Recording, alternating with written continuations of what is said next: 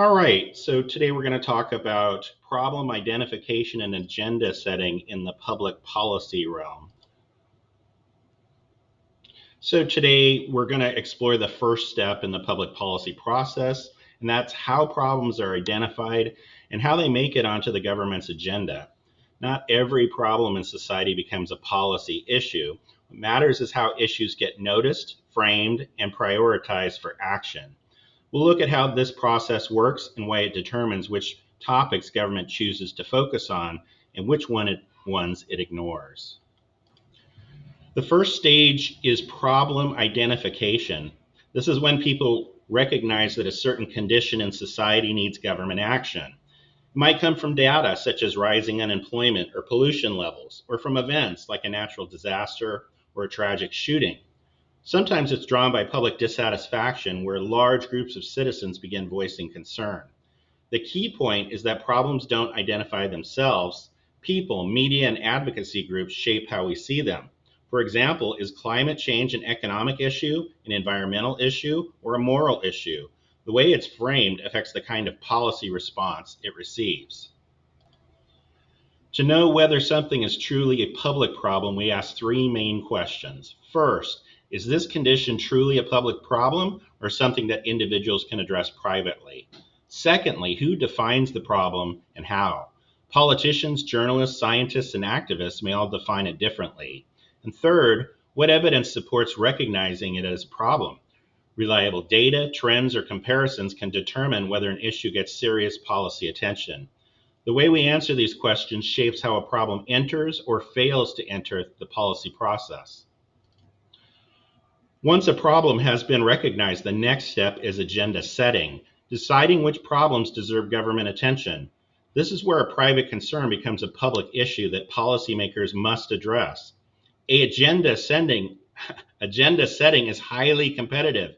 Many groups and leaders are trying to push their issues forward while others fade from view. For example, after a major school shooting, gun violence might suddenly dominate the political agenda, even if it had been overlooked the month before. There are several different kinds of agendas to keep in mind. The systemic agenda includes all the issues that the public believes deserve attention, everything from inflation to healthcare. The institutional agenda is narrower. These are the issues that policymakers are actively considering in Congress, the White House, or local councils. And then there's the political agenda, which is influenced by party priorities, election timing, and leadership strategies. An issue can move up or down these agendas depending on media attention, public pressure, or political opportunity. So what drives agenda setting?